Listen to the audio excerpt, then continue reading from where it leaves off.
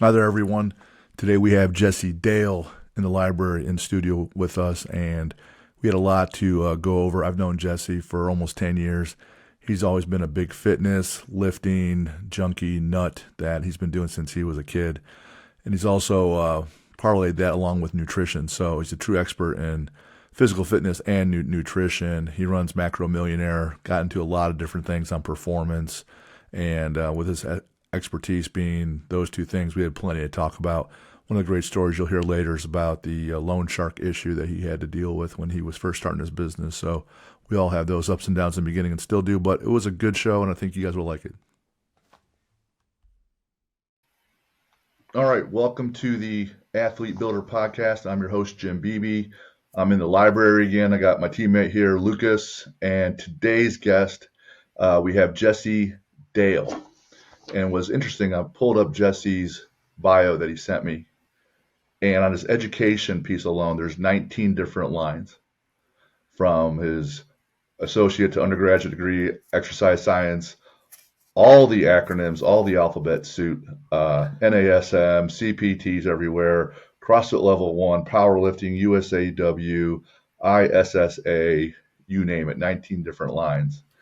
And then below that, 20 years of awards and accomplishments from performing in the bodybuilding world. He's done powerlifting, strongman also. He's owned multiple gyms. He promotes Natural Indiana, and he runs two of the largest all-natural bodybuilding competitions in the Midwest. He's the founder of Macro Missionary.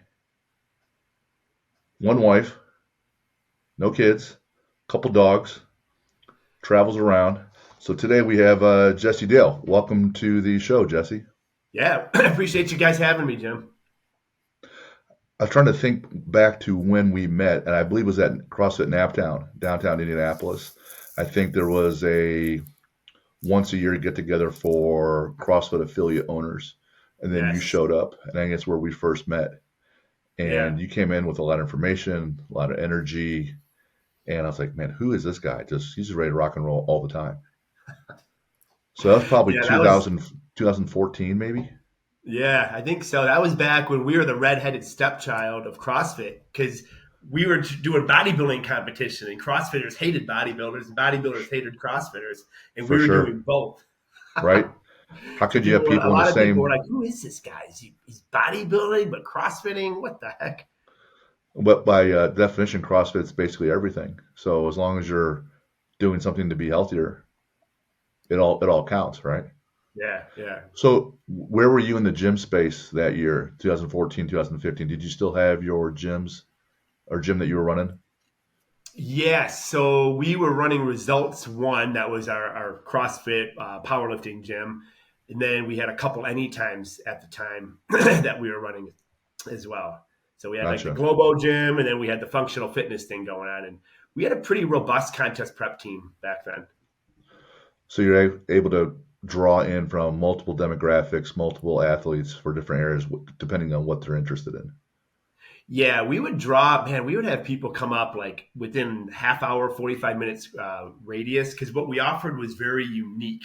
We were offering nutrition, contest prep, posing, kind of all under one roof. And not a lot of Hmm. people were in the nutrition game back in 2014. Now everyone's a coach, but back then not everyone was a coach. And even today, everyone's a coach, but few people are actually coaching appropriately. Sure.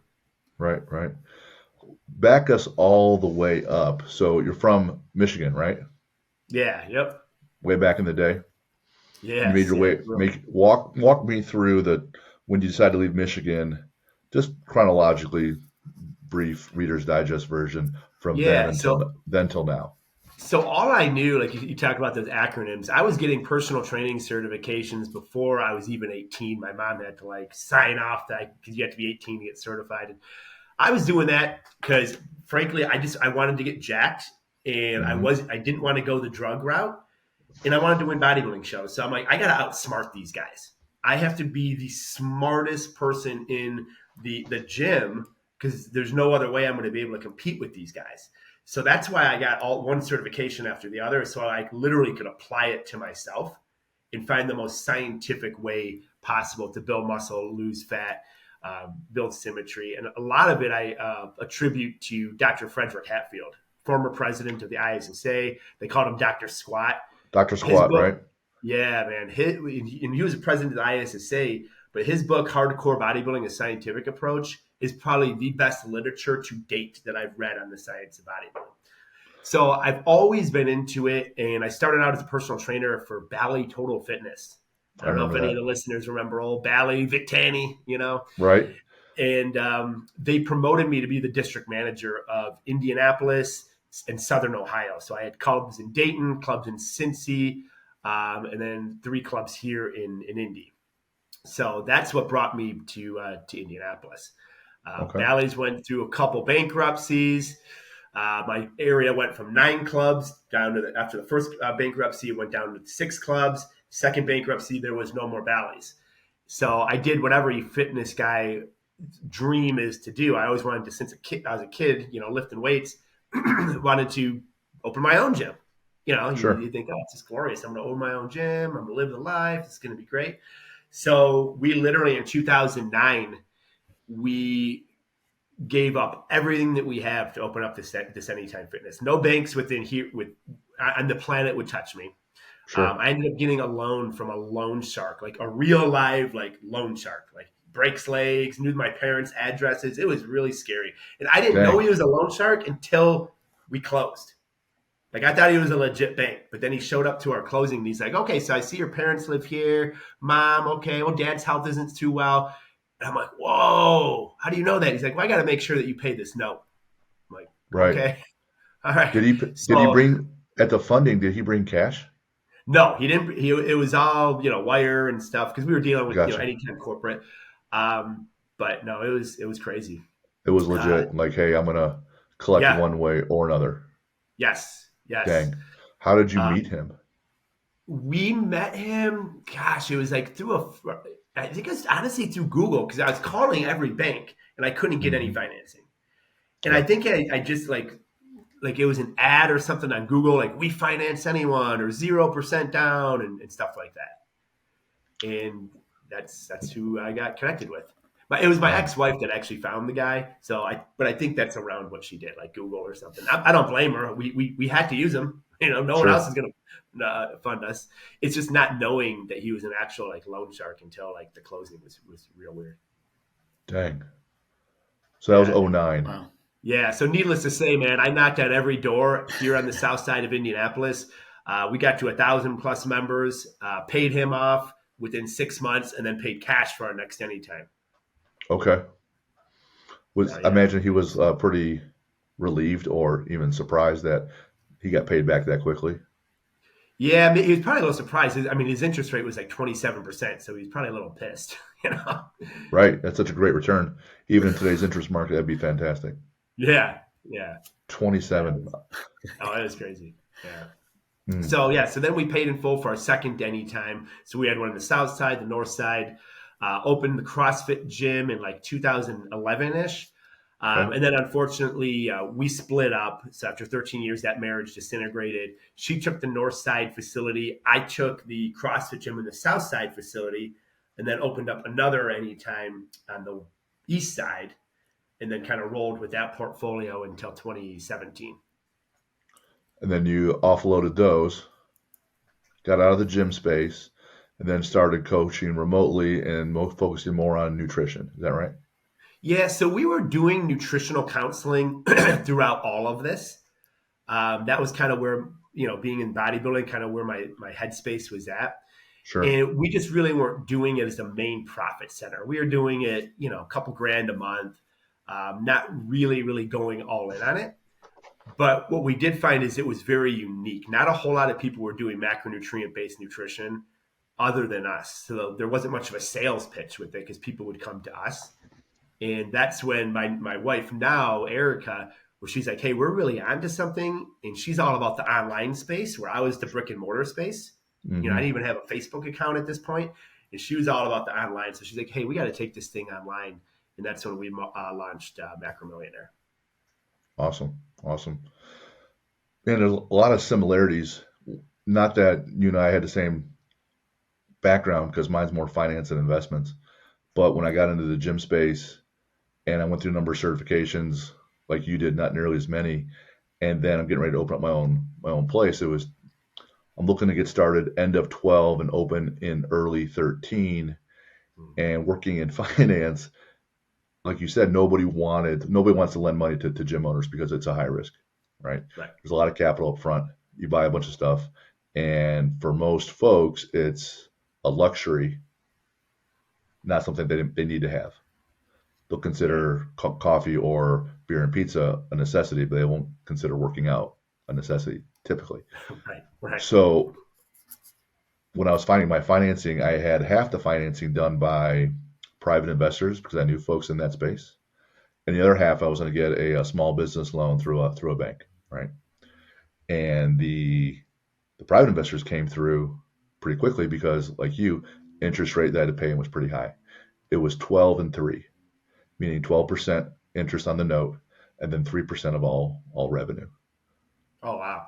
So regardless of costs, not net, but 3% of all revenue.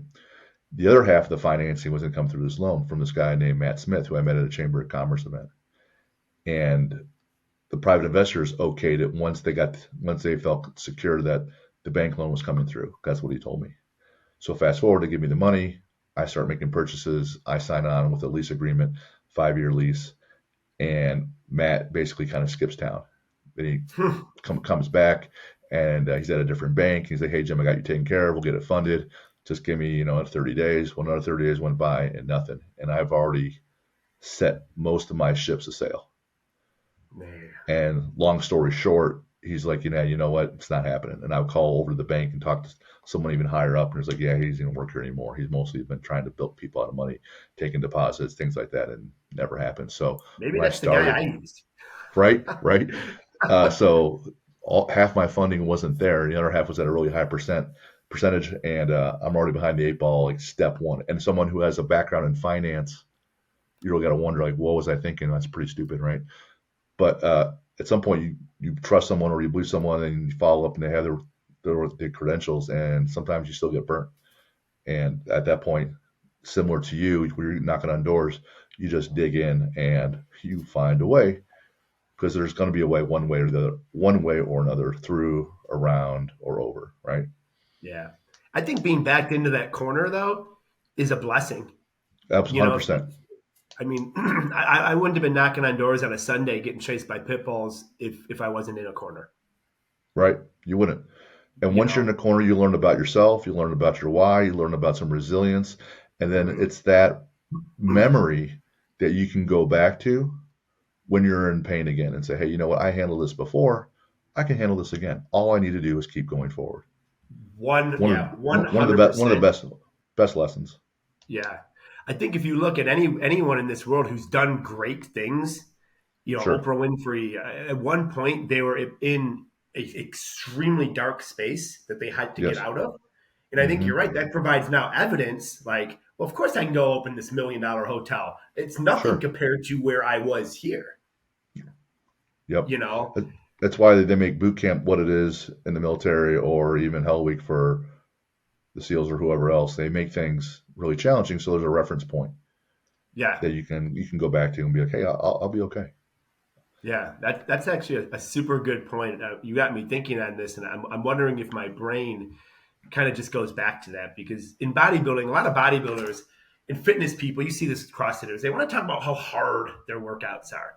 It's all they do, talking heads of how hard it is. And yeah, of course it's hard, but I've never really dwelled on my workouts being hard. I dwell on the result that I want to get, but I'm never one of those guys that's like, oh man, crazy workout today, so sore, and going on and on and on and on about it.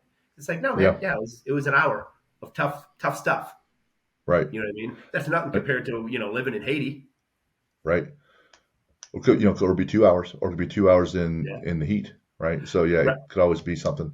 Yeah. Perspective, man. Perspective. It helps.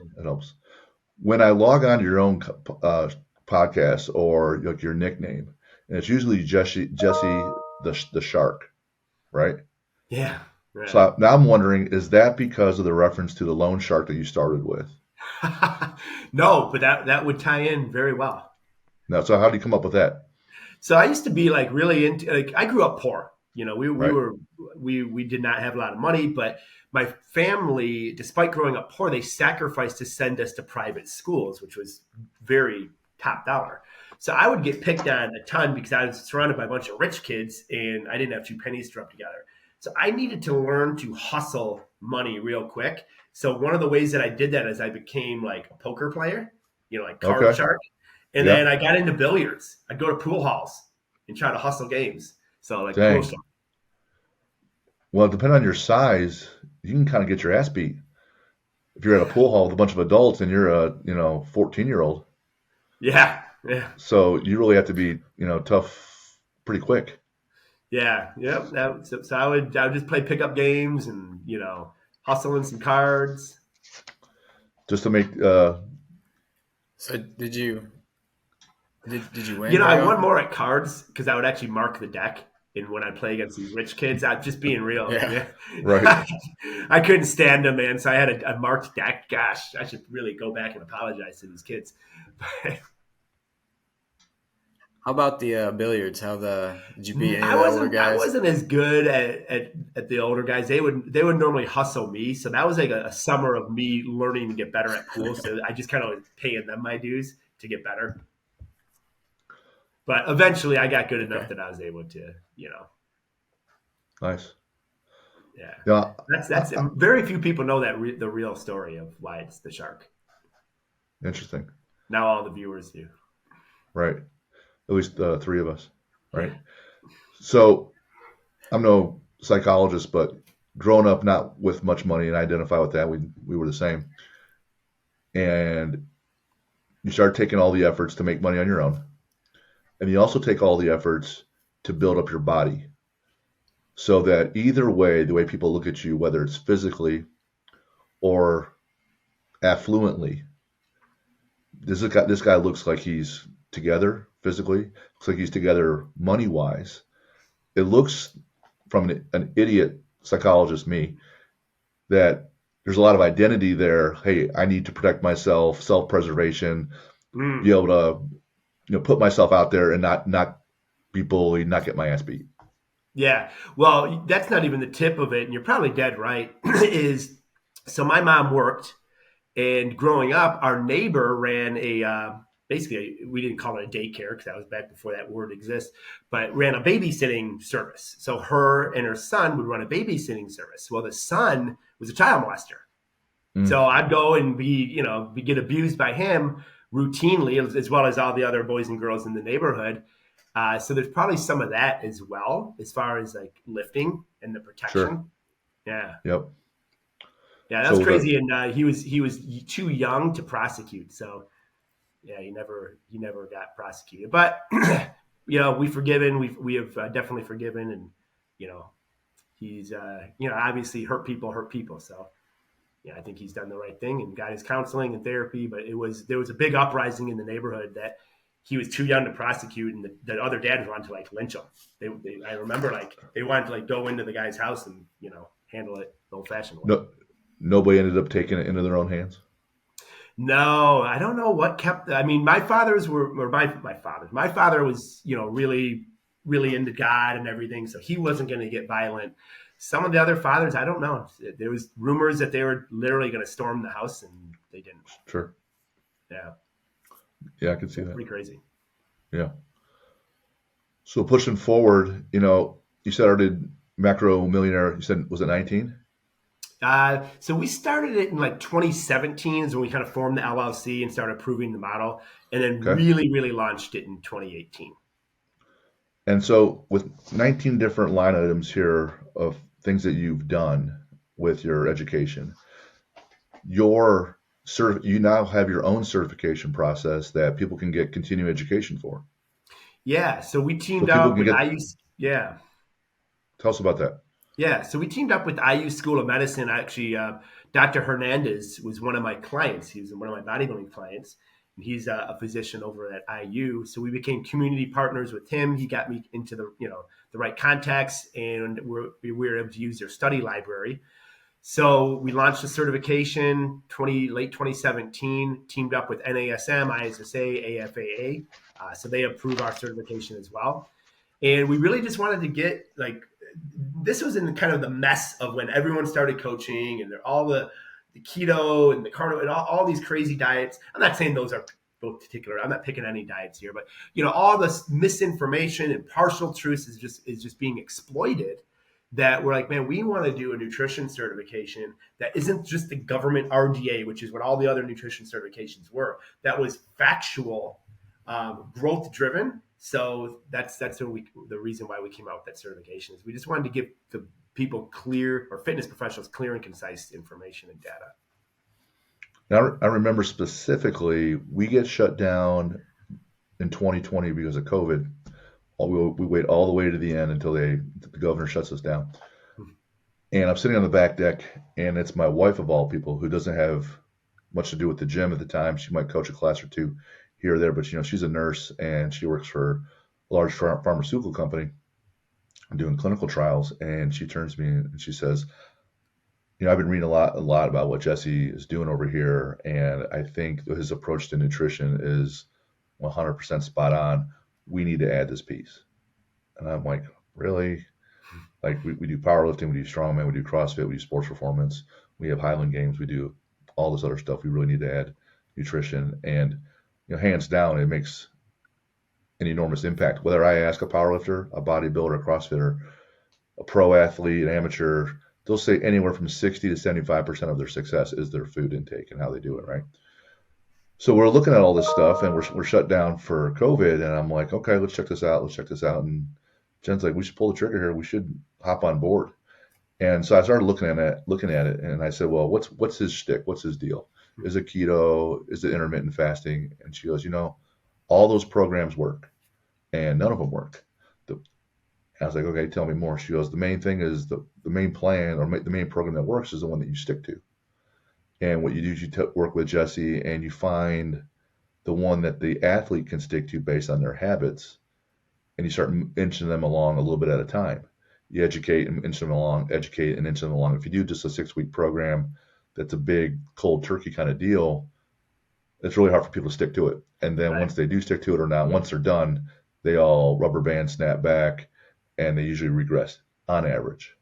Yeah. And so we looked at that more and more. We're like, this really dovetails with how we train athletes, in that we progressively overload. We want to move them along systematically so that it's sustainable. So our main word that we're looking for in any of these programs is sustainability. 100%.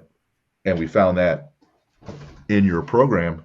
And then you and I are meeting one time where we're talking about, atomic habits and how they move people along incrementally in that book as well.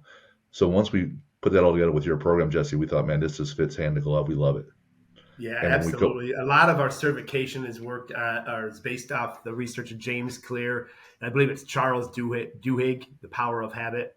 Right. And that's really what it is. It's lifestyle and sustainability. You can't tell someone that, is a corn grower on the plains of Indiana, hey, you're going to do keto. Just like you can't go to someone that's in the mountains and say, hey, you're going to do vegan. Right. So our upbringing, our religious background, our demographic, our culture, all of those things come in to the sustainability of our diet. So to come in and say that there's one way is just preposterous. Yeah, it's not gonna. Yeah, that's ridiculous. And some of our clients, the method that works for them during part of the year absolutely does not work for them other parts. So when our farmers are on combine harvesting, intermittent fasting works pretty decently for them. Sure. Great tool, but once they're off and they're really active, well, it doesn't work at all. So you have to have enough nimbleness to be able to change and understand why. So with them, our nutrition clients are almost all of them they don't last a year because we don't want them to. They learn enough. We teach them their habits. They learn everything, and they can just sprout their own wings and fly. Now, our athletes that train with us, we have them train longer because they need a place to go. But the nutrition piece, once they're educated and their habits are set and they can sustain everything, then they are good to go. And it's, your program has been very, very, very impactful. Yeah, no, that's awesome. Yeah, we run it by the area coaching model. So AIR is awareness. Most people just aren't aware of what they're putting in their mouth and how much of it they're eating. The R is responsibility. My sister's an attorney. She's doing briefs all day. She's working 12, 16-hour days, sometimes 7 days a week. I can't go and put a bunch of responsibility on her. So me as a coach, I've got to gauge how much responsibility is this person able to gauge on their nutrition plan. Then the E is education, and then the A is accountability. So area, Right. AREA. There's most clients a few months in will say, all right, I think I understand everything, but I'm not ready to stop working with you. I need the accountability. Mm-hmm. And I would say it's probably at least 2/3 of it. Just having to 100%. sit across from us and look at us and say, hey, this is what I ate, or this is what I've been drinking, or whatever else. Yeah. And your point about what goes in, well, that's always step one for us. We can't change your habit until you actually have the habit. So we got to know what's going in your mouth. Yes. Yep. Got to know. So Yep. we'll just spend a couple weeks figuring that out, tracking everything. And it's not guessing. You have to actually know. Right. Right. If you want to help someone as a financial planner, just have them send you everything, all their expenditures for a week. They're going to spend less. Yes. You know, Just being aware. Yeah. Just being aware, they will be better, right? Yes. And you improve what you measure. So if they write it down, they will be better. So if you write down your workout, or if you write down what you ate or what you spent money on, you will be better. Yes. Yep. That key point right there, and reporting it to a third party or a coach, if you will, Sure. increases results exponentially. Those pieces alone, you're more than 50% of the way there. The accountability and the awareness. Because now we're just gonna make a tweak. Yep. And they're like, that's it? I'm like, yeah, that's it. We're good to go. They're like, oh, okay, great. And next thing you know, they're 6 months down the road and they're off and running. Yeah. Yeah. Agreed. I always tell clients, because we still have a couple executive coaching clients that Eric and I still take on. And I'll say, look, you're a high capacity human being. You don't need me adding to your plate because you're ready to, you can snap at any time because you're a lion already. So my job is to make this seem like simple. You should be coming to me and be like, come on, man, what am I paying for? This seems too easy. Yeah. I'm doing because you're paying me for a result. You're not paying me to overload your plate. Life will already do that enough for these folks. I tell them sometimes bored and unfulfilled. bored and unfulfilled. And to your point, they're like, I'm ready for more things here. I'm like, well, show me you can do these 2 things this week. Right. And if they can, great. But I have to show you. You have to show me. I have to see it. I have to know it. Yep. And then when they do those 2 things, they're going to see results, which is what they're paying you for. Results. Exactly. That's right. They want the results. That's what we give them. Yeah. Amen, baby. I thought it was really interesting whenever I started my my prep for my competition. My coach just essentially just told me you need to get these supplements, you need to get this food, and he sent me the workout and he sent me the diet, and that was essentially it. And I remember talking, I was like, I just follow this and this is all I do. And he's like, yeah, and just communicate with me. And I was like, master the mundane, okay, baby. right. Master the mundane.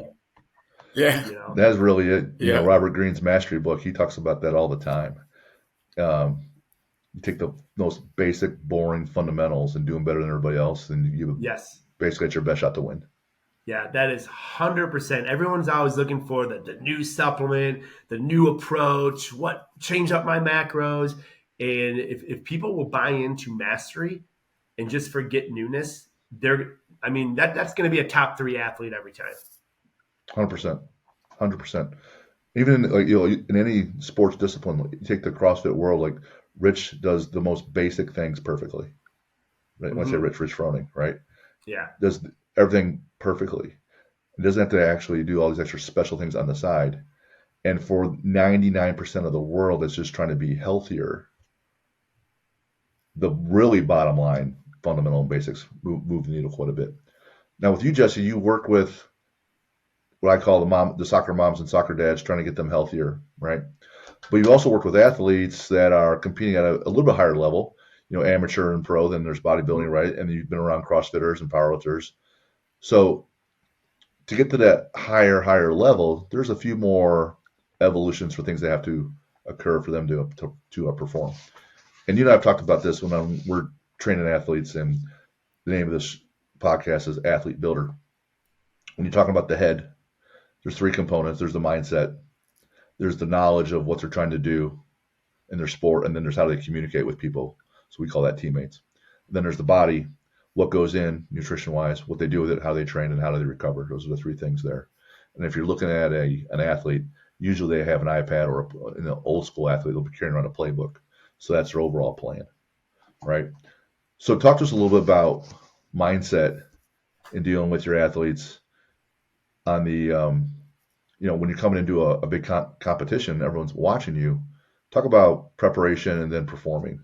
Some Yeah. tips there. So the mindset, particularly of a physique athlete, which that is really tough. You're going in on show day. You can't like white knuckle your way. Like I can show up to a boxing match or a football game and I can white knuckle it. You know what I mean? On show day, all the work is done. And you're putting yourself in front of 7 to 9 strangers who are going to then compare you to the work that the people to your right and to your left did. It's very, very tough from a mindset standpoint because it's probably you just humbling you too. just show up. What's that? It's got to be humbling too, right? Yeah. Yes. So basically, what I use for the athletes is them being able to lean on flawless execution, because and what I call flawless execution is you can directly control if you hit your macronutrient distribution, what you put in your mouth, if you did the workouts as prescribed. That is a yes or no. It is a check the box or no. It is a pass, fail. And if you can pass that test, and this is how my mindset was when I competed. I would pass that test for 6 months or 4 months, however long my prep was. And I would get on stage knowing that not any of these athletes checked that box for 180 days straight. There's no way. And I did. I would cut a pea in half if it meant hitting my macros. I would get up at 11:59 right before midnight to go grab an amino acid tab because I had 1 gram of protein left. I mean, these things, because it was my control. I controlled the controllables. So when you control the controllables and you stand on stage, there's a peace of mind that, hey man, if it ain't my day, it ain't my day. But I controlled every single thing that I could possibly control, and chances are none of these other guys did. When I talk to other athletes in any different sport, what I'll tell them is that, if they're nervous, whatever, I said confidence will always come from reps. Mm-hmm. If I ask you to squat 135, would you be confident that? Well, sure. How many times have you done it? If I put 535 on your back, well, then what, right? So to your point, if you're doing a bodybuilding competition, or if you're on the court in a basketball game, all these people are looking at you. So there's that perceived pressure. Could fail, could look silly. But when you walk on there and you've done everything that you could do, you at least got to believe that you belong there and you got a shot. Yes, and there's confidence. And I'm telling you, I've judged shows for, decades now. You can tell in the faces of the athletes that cheated on their diets. Sure. Because it's a look of severe disappointment in themselves. And they know. Even though they on Facebook and social media, they say, I didn't cheat once, I was hardcore. They know. And it's the exact opposite, Jim. You either show up on stage with that confidence, knowing in your heart that you did, or knowing that you didn't. Right. So you don't have to, be happy when you get beat, obviously. But if you checked all those boxes and somebody just came in better, you're going to be like, all right, fine, tip my hat. Yeah. You win. You're still going to be pissed and all.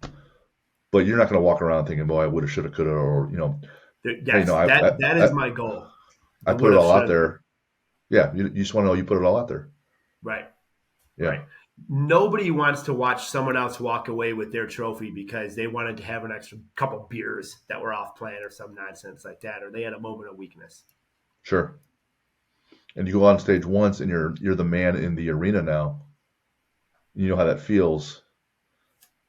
You go back to that experience, so then you push forward again the next time. And hey, last time I checked all these boxes, I finished top 5.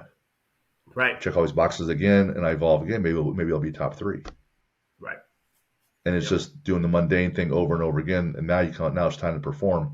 And now the actual test day isn't nearly as scary because you're ready. Right. I mean, and there is, although there is finer points of nutrition, particularly for the athletes, I don't want to ever see an athlete forsake the 99% that's tried and true and proven, chasing the 1% supplement or 1% fad or something. And you see a lot of that in the industry, you Sure. know. And that is one thing that I've made the mistake of in competing is you get down to those last 4 weeks and you're like, oh, what else can I do? And I'm just doing stupid stuff, like giving myself enemas and just dumb stuff, alcohol baths, taking a bath and rubbing alcohol to dry out, all the nonsense. So I get why people would want to chase that nonsense, but Sure. you really got to fight that urge and say, hey, look, this is what's worked the last 16 weeks. So this is what I'm going to follow in the final 4 weeks.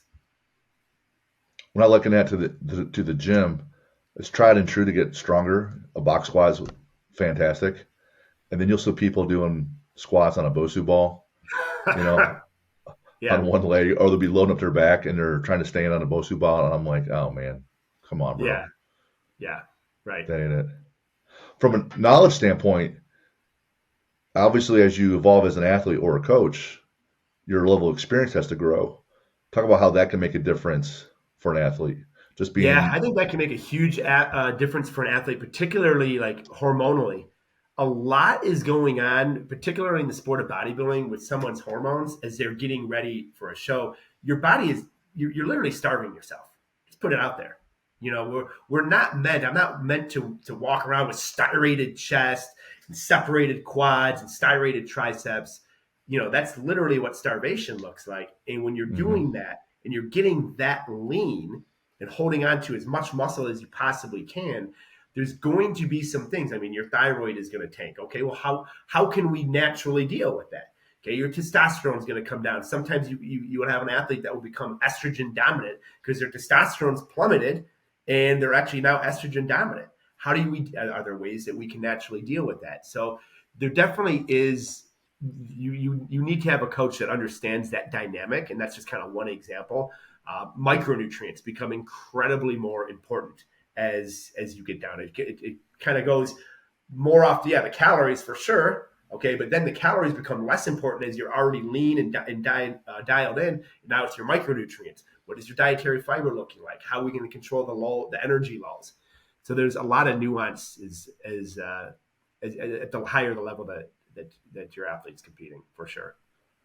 So then there's the knowledge of what the textbook says, right? But then there's also the knowledge, how does your body react to what you just did? And Right. so how you're handling your thyroid at 25, or let's say your testosterone at 22 competitor, or 32 or 42 or 52. So you have the knowledge of what's happening when you're dieting down, but it also has to evolve as you evolve, right? Right. And so when I talk to other athletes, I say, here's what the book says. Here's what we're looking to do.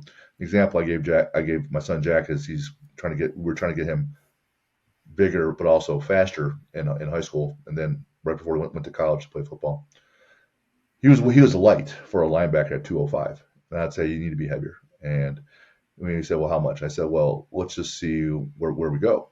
So let's target 215. Let's see how fast you are, how strong you are, how powerful you are at 215. Let's see what your body fat is.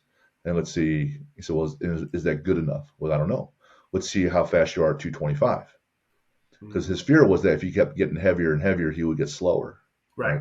Well, for a while, not the case. As he got heavier, he got stronger, and he's not running 100 yards at a time. He's running, 4 to 6 yards, 8 yards, 10 yards, 15 yards most. And when he got heavier, he actually got faster. I'm like, so here's what the textbook says, but let's see how your body reacts to it. Right. What about the dynamic with being the athlete? What I tell people is that for your teammate component in your head, you got to deal with the leadership team. That's your coach. Then there's the teammates around you that you train with. There's also the support team. If you're a bodybuilder and your wife's prepping food, or you're prepping food for your spouse or whatever, there's a number of teammate components there that becomes critical. Talk about that for a minute. Yeah, 100%. And I literally just gave a whole seminar on this key one point, because the mindset of a bodybuilder, it's an extremely, in any sport taken to a high level, you have to be incredibly selfish or have incredibly selfish tendencies. Meaning like, hey, dad's got to eat this. I don't care what else, dad's got to train.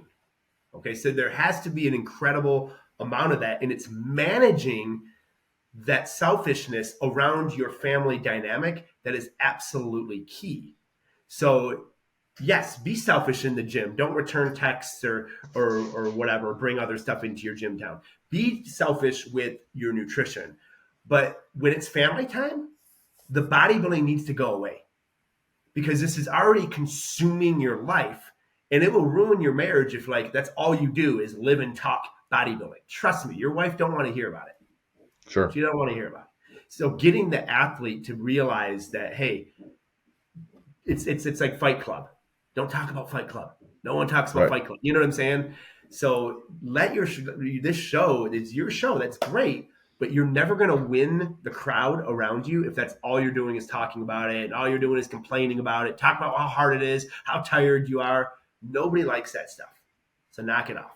The athlete really needs to sell the sport, not like this look at me mentality, look how hard my life is mentality. Spouses cannot stand that.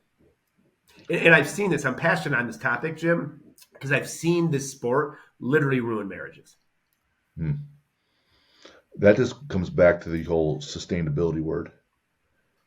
And understand that when you're a college athlete or a pro athlete or someone that's competing like this, your life will be out of balance because you're putting so much into that endeavor that at other points in your life, it should snap out of balance in the other direction.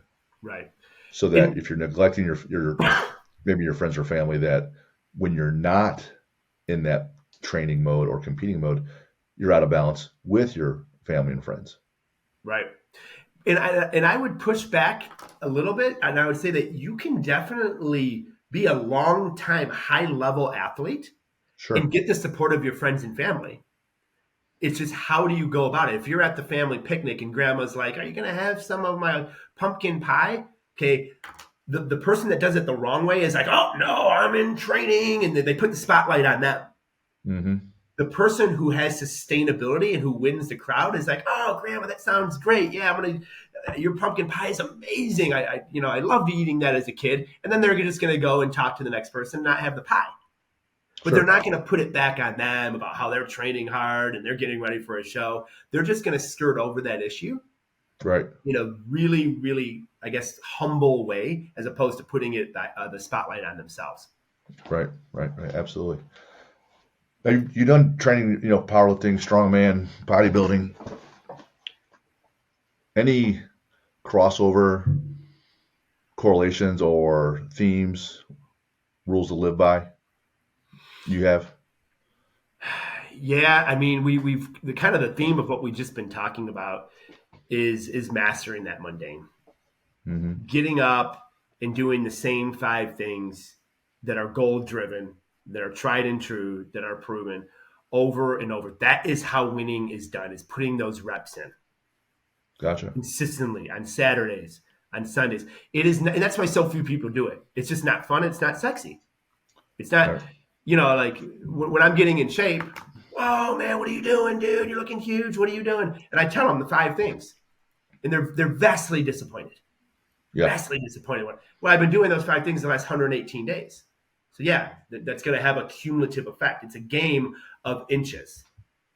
And when those inches equal meters and those meters equal miles, that's when everyone wants to be like, hey, what are you doing? But they don't want to hear about the inches. Well, that's what you're doing. Sure. Right. I would really, really just try to find a way for our listeners to just get that. Got it. They're going to win. I guess for lack of better terms, it's just a discipline. And I'd rather be disciplined in a game of inches than standing on stage being like, oh man, I gave up a whole yard because I missed an inch there. I missed an inch there. Right. Yeah, we talked about that for the book I'm working on about inches being in the title. And, it's obvious why. I had some very specific ones. How about tips on food, nutrition-wise, for dealing with inflammation from training or competing? Yeah, so we typically, in America, we have omega-3 and omega-6 fatty acids. So omega-3s tend to be inflammatory. Omega-6s tend to be, omega-3s tend to be anti-inflammatory. Omega-6s tend to be inflammatory. Nothing wrong in either with omega-6s, but we just tend to be out of balance. So to get that inflammation balanced, you would look at basically more cold water fish, increasing your omega-3s. You could look at, some people, instead of like a fish oil, they'll do like an algae, chia seeds, things like that. I would just say eat more cold water fish and be cognizant of how much omega-6 to 3 that you're taking in, because that's pretty much going to be a marker of inflammation, and keep your body fat in check. Gotcha. Recovery tips there. So recovery, making sure that, number one, that you're hormonally balanced. So how do you make sure that you're hormonally balanced? Sleep. The science on sleep. We could do an entire 2.5 hour long podcast just on sleep science. There's a sleep coaches are emerging up in the industry now. Absolutely key that you're getting quality sleep, and you're not cutting yourself short on that. 7 to 9 hours. 7 to 9 hours. That's great that you're hardcore waking up for your gym session at 3:30 on 4 hours of sleep. That gym session is nothing. You're better to get the sleep. Sure. If recovery's game, and recovery is the game. So that would be the kind of what I would call the hormonal equalizer. 3 things you could do to improve your sleep. I would say sleeping in a cold room. Yep, number 1. Yep. Not looking at screens or having your phone even in the room with you. Right. Not looking at before you go to bed. Yeah, and then avoiding, things that I probably don't do, but like avoiding alcohol before bed. Sure. Or other sleep disruptors. Caffeine would be an obvious one. Large meals. White noise in there good? Yeah, white noise is a good one. Right. The more hardcore you become, because you're more dedicated, you can always elevate and evolve. So breathing work, meditation, prayer before you go to sleep, calm you down, right? Making the room 100% dark. Yep. Basically, we want to activate the parasympathetic nervous system before we go to bed, but most people do the exact opposite. They're all jacked up and excited. Yeah. Yeah, or they're watching like sitcoms, or they're watching an adventure movie or something. So they're actually engaging their sympathetic nervous system, or they're drinking, or they're having caffeine. Gotcha. All right, let's have some fun questions left. If you're out there training, you're training hard, right? What's something that you're listening to?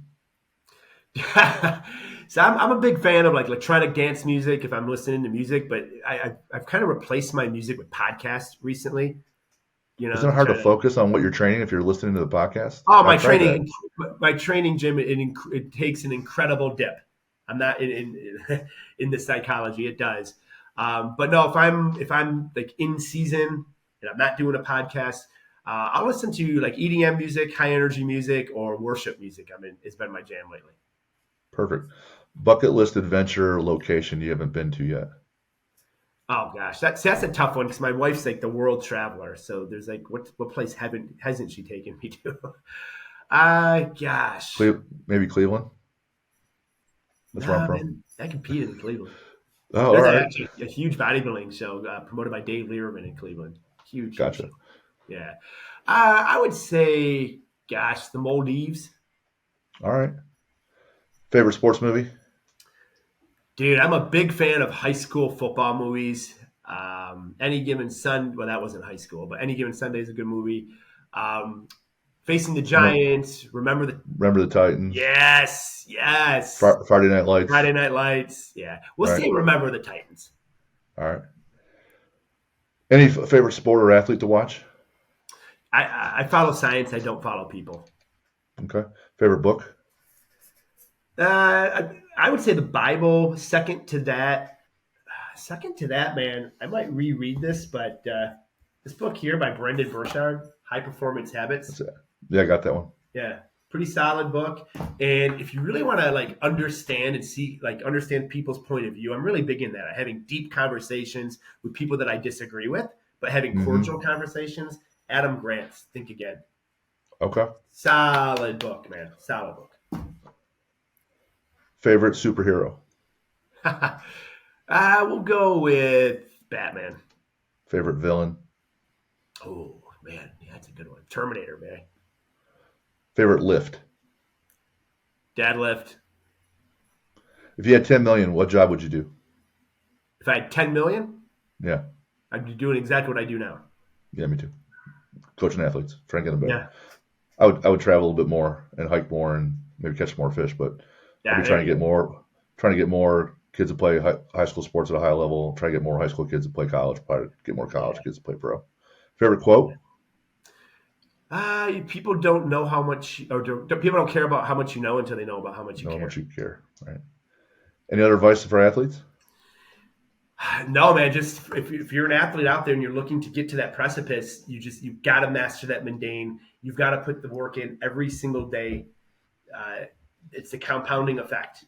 And I don't have science to this, but I actually feel that when you miss an inch, you almost reset yourself psychologically. Sure. Do you know what I mean? So quit trying to take life a meter at a time, a mile at a time, and just settle for the inches, because it's like the tortoise and the hare, man. It really is. Not September 30th was 2-year anniversary of taking cold showers or cold tubs or ice baths and stuff. And I'm on vacation with Jen, and we're traveling with her parents, and she knows that the water's freezing cold in the shower, and she goes, we're on vacation. Are you still doing it? I said, I'm just really afraid that if I stop my habits on things I'm really trying to work on, then I'm just going to go in the other direction. Right. And I'm just too nervous about it. So if I'm trying to make a dent here, if I'm trying to improve my squat or get faster or whatever, I'm just so afraid that these things that that are my pillars that I'm building on, I drop those things. That's all going to come crashing down. Now, in reality, that's not the case, but I take comfort in the fact that, hey, I've done it 2 years in a row or 3 years in a row, right? So, and I think you can use that fear to motivate you.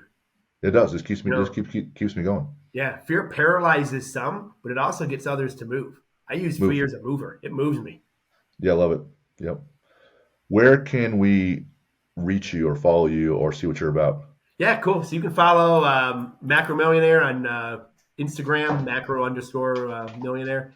Jesse Dale, JESSEDALE, Facebook. Mm-hmm. Yeah, it's from if you're from Indy, you want to grab a bourbon, cigar sometime, we can agree. We can talk politics, religion, marriage, agree to disagree. Okay. Love it. Jim and I do this. It's always fun. When's your next bodybuilding contest that you're running?